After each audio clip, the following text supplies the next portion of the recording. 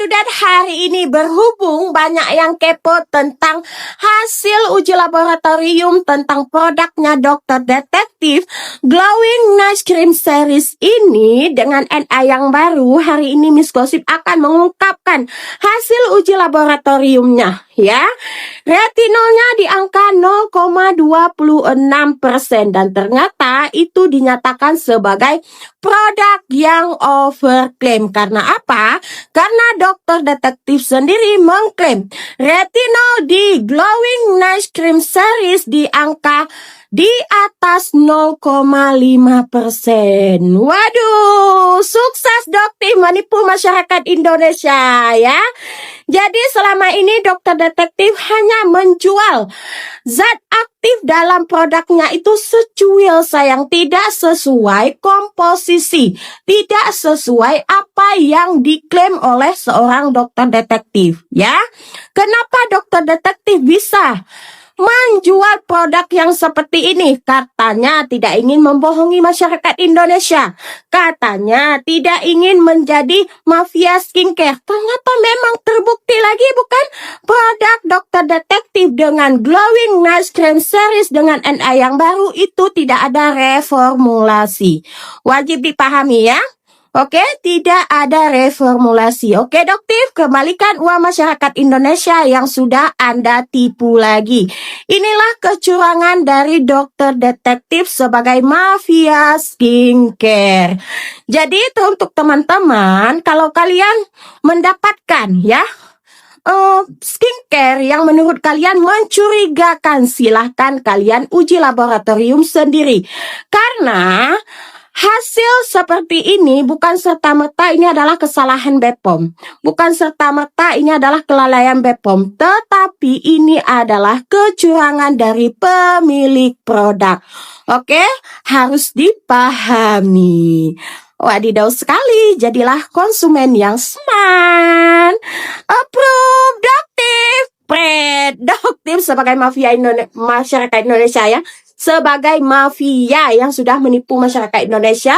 Oke Dokter, silahkan kembalikan uang masyarakat Indonesia. Waduh, meledak gak tuh? Ditampilkan di VT-nya, ada nama labornya. Itulah yang namanya berbicara sesuai data. Kalau misalnya pun salah, itu yang kena bukan dia. Ya labornya itulah, laboratoriumnya itu. Dia hanya membacakan hasil daripada lab yang dia sampaikan. Iya. Jadi dia seperti itu. Kalau misalnya, tapi kan sampai detik ini nggak ada yang berani. Bukan nggak ada yang berani ya. Nggak ada yang melaporkan. Berarti benar dong yang dia itu. Bahkan sekelas BPOM pun nggak akan bisa menghukum dia. Iya. Gitu loh. Walaupun bukan BPOM yang mengumumkan ya. Nggak akan bisa menghukum Dokter atau orang-orang yang seperti Dokter ini. Kenapa? Teman-teman ingat ya, peraturan BPOM tadi yang aku sampaikan di pasal 2 kalau nggak salah, peran serta masyarakat dalam bentuk pengawasan membuat laporan itu harus dengan objektif, bertanggung jawab. Itulah yang dikatakan objektif, itulah yang dikatakan bertanggung jawab. Maka walaupun BPOM itu inginnya versi BPOM ya, objektif dan bertanggung jawab itu versi BPOM nih, maunya sama dia, maunya BPOM tuh. Kenapa? Karena bahasanya dapat di situ, dapat disampaikan kepada BPOM laporan itu, informasi itu, pengaduan masyarakat itu. Tapi itu tidak wajib. Nggak ada juga di situ bahasa wajib, dapat. Nah, dengan cara objektif, bertanggung jawab, bla bla bla bla. Jadi kalau misalnya Dokter nggak melaporkan ke BPOM misalnya, dia mereview, tapi kalau reviewnya objektif, dalam arti bicara sesuai data, dia bertanggung jawab, ada nama labnya, terus boleh nggak? Ya tentu boleh. Karena nggak ada larangannya, gitu loh, gitu. Kecuali sekali lagi seperti tadi kita udah jelaskan, kecuali dia menyinggung, merugikan orang lain. Contohnya dia menyebarkan berita hoax yang menimbulkan unsur sara atau fitnah atau pencemaran nama. Kalau itu ada di kontennya seperti itu, dia akan kena delik. Tapi itu bukan dari BPOM. BPOM juga nggak bisa, pemerintah nggak bisa membatasi hak orang untuk bebas berpendapat dan menyebarkan informasi. Begitu ya Bang ya? Betul. Kecuali dia menghina BPOM. Nah, itu beda cerita. Tapi kalau dia menghina produk, itu lain lagi Bang. Bukan menghina produk, membongkar membongkar produk itu bermasalah gitu loh. Bukti temuan hasil lab. Jadi gini Bang, aku harus ingatkan juga ya di peraturan BPOM itu. Ingat nih, ini penting juga nih untuk orang-orang semua ini. BPOM itu tadi kan aku bilang itu peraturan tentang kalau ada temuan produk bermasalah lapor ke BPOM ya. Terus lapornya harus bertanggung jawab ya, harus objektif ya. Harus bebas dari benturan kepentingan ya, kata BPOM nih kalau mau melapor ke dia. Lalu bawa bukti ya dari hasil penelitian, dari hasil survei, atau dari hasil uji lab yang terakreditasi. Ingat, itu bahasanya di situ tuh. Dari hasil lab yang terakreditasi.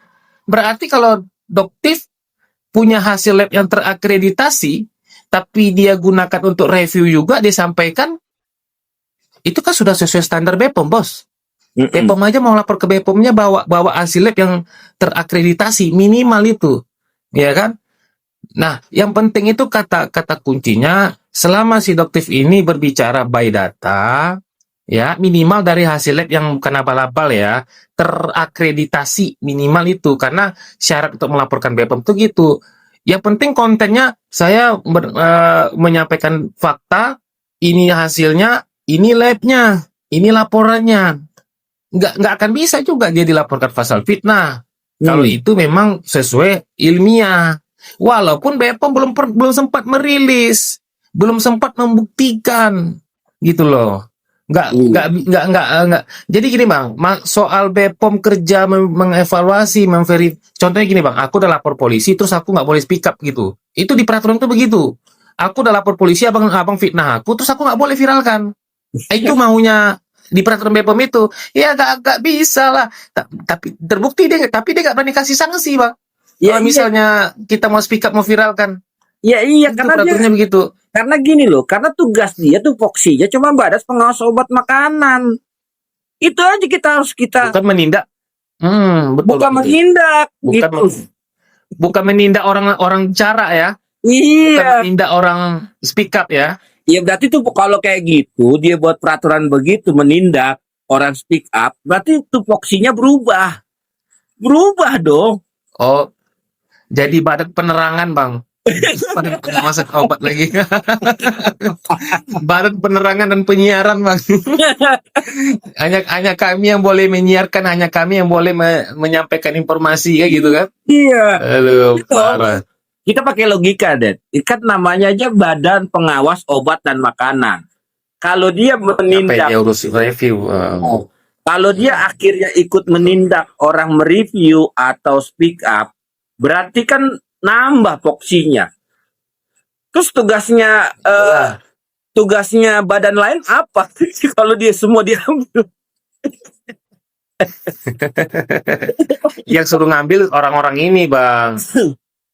BPOM nih maunya aja buat peraturan kayak gitu tuh. Memang ada Bang Jaroni, welcome. Bang Jaroni, welcome Bang. Kayak gitu Bang. Apa namanya? Kan lagi jadi terjawab ya Bang ya.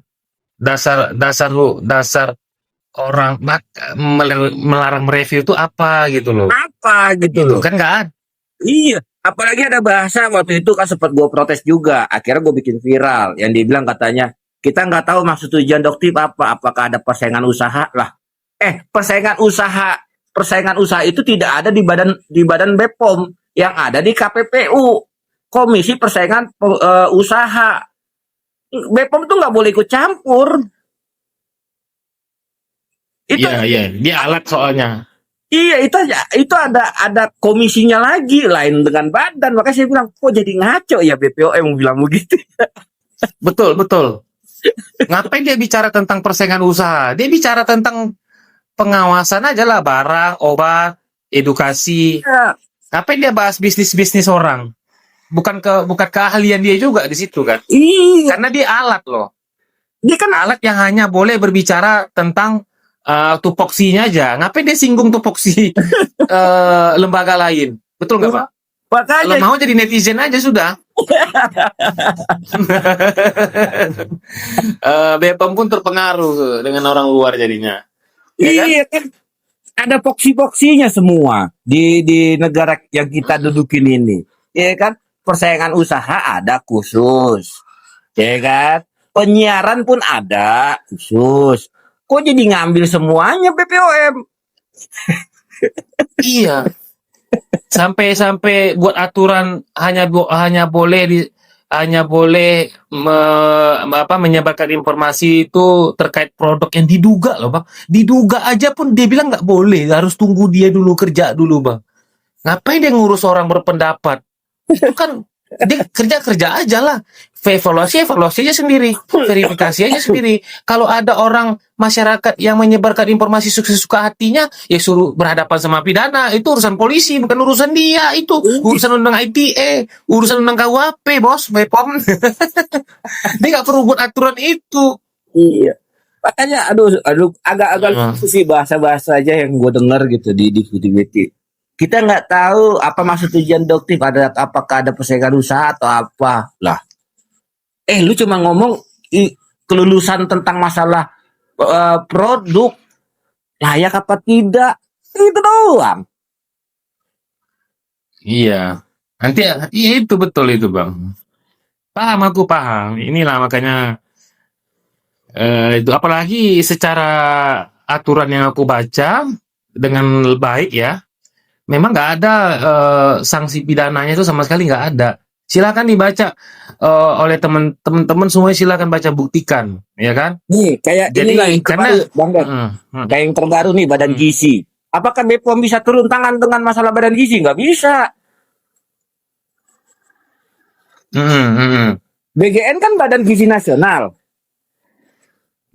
Nah, badan gizi berarti Ya. kan produk dari makanan. Apakah BPOM juga bisa ikut campur? Nggak bisa juga.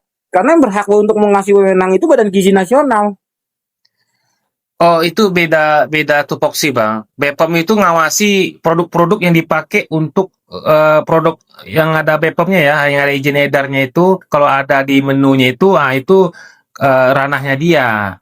Iya, Tapi kan kalau betul ya. badan gizi itu menghitung gizi. Iya, kan Gizinya yang dihitung dari produk-produk itu. Iya, tapi kan gini, Memenuhi Ded. enggak gitu loh. Maksud gue gini, tapi kan begini. Namanya aja kan badan pengawas obat dan makanan, oke? Nah, apabila ada terjadi permasalahan tentang SPPG, contohnya nih ya SPPG, apakah BPOM bisa ikut campur? Kan enggak, hanya badan gizi yang boleh ikut campur. Oh iya, karena beda Nah. kerjaannya, Bang. Beda urusan, Bang. Ya kan sama Beda kayak urusan. gini. Kan sama kayak gini. Masa iya BPOM menindak tentang masalah mereview? Kan agak lucu. Iya, betul. Ya lucu sekali. Lucu sekali itu. Dia bisa nggak masuk Itu masukan ke KUHP aja itu. Masukkan ke KUHP aja atau undang-undang ITE aja, di amandemen dulu undang-undang. Ya kan, Bang? Ngapain Iya. masuk ke peraturan BPOM yang kayak gitu-gitu tuh? Aduh. Makanya kan agak lucu gitu. Jadi gini maksud gua. Kita kasih pertanyaan lagi gini aja. SPPG, ya kan, tentang makanan untuk anak-anak sekolah. Apakah BPOM bisa ikut campur? Nggak boleh. Karena yang ditugaskan hanya Badan Gizi Nasional. Kan gitu. Kan ada Betul. Nah, pertanyaannya kenapa BPOM mau ikut campur tentang masalah orang yang mereview? Kan di luar wewenang dia. Ya itu. Iya, paham. Itu untuk orang sebelah aja, Bang. Kalau bukan untuk kita. Kalau kita mah Iya. apa luar kepala itu. Iya, makanya kan kayak kita kasih aja tuh tanya sama mereka begitu. BPOM bisa nggak untuk ikut campur tentang SPPG? Tuh banyak tuh masalah keracunan. Kan nggak bisa. Yang bisa ikut campur itu hanya Badan Gizi Nasional. Kenapa BPOM nggak bisa ikut campur? Karena diberikan kuasa penuh oleh Badan Gizi Nasional sama pemerintah. Kan gitu. Iya, betul. Ya, yang paling penting yaitu, Bang, ada larangan, tapi sanksinya nggak ada, Bang. Ancamannya nggak ada. Biasanya kan gitu tuh, pelanggaran terhadap pasal sekian, diancam pidana sekian tahun, denda sekian. Nah, kan harusnya gitu tuh di akhir ya, pasal paling akhir sebelum penutup. Iya. Tapi nggak ada. Ya berarti kan dia cuman istilahnya negur. Aneh. Menegur sebenarnya. Bukan menegur itu, Bang. Itu maksudnya ini, Bang. Maksudnya bahasanya gini, tolonglah kalau kalian tuh kalau ada temuan bagi ke kami lah, Oh, biar bagi, kami yang dapat nama gitu oh, bagi loh. Kan kerjaan. malu kami sama Pak Presiden. Oh, gitu Nanti begitu. Pak Presiden menegur kami, kok Dokter bisa lebih jago daripada Bepom. Dia takut ditegur sama Pak Prabowo, Bang, itu Oh, gitu. sebenarnya. Iya, iya, iya. Ini kerjaan kalian apa? Anggaran kalian tuh ngeri loh, gitu loh. Oh, Tapi gitu. kalian kok, aku rasa gitu, Bang. Tapi dia bawa huru-hara. Supaya nggak huru-hara di masyarakat ya, kita buat aturannya. Padahal sebenarnya dalam hatinya, dia udah sering kena tegur Pak Presiden, Bang. Gitu sebenarnya itu. Karena kok lebih banyak masyarakat yang membongkar-bongkar. Harusnya tugas kalian ini. Bisa jadi gitu, makanya dia buat peraturan tuh, dia buat peraturan tapi nggak berani nerapkan sanksi karena dia sadar kalau dia terapkan sanksi itu melanggar hak asasi orang. Jadi dia gimana ya istilahnya tuh, Bang, ya? Menutupi kebobrokannya sendiri gitu, Bang. Ya Iya, kan? iya. Atau cari nama. Aku yang kita berdua karyawan ya, cari nama lah, tapi melalui pakai tangan orang lain. Nanti dia kalau Pak Prabowo dia yang pakai bilang, Pak, kan saya Pak kerja, padahal semua dari masyarakat yang ngadu ke dia, dianya sendiri nggak kerja.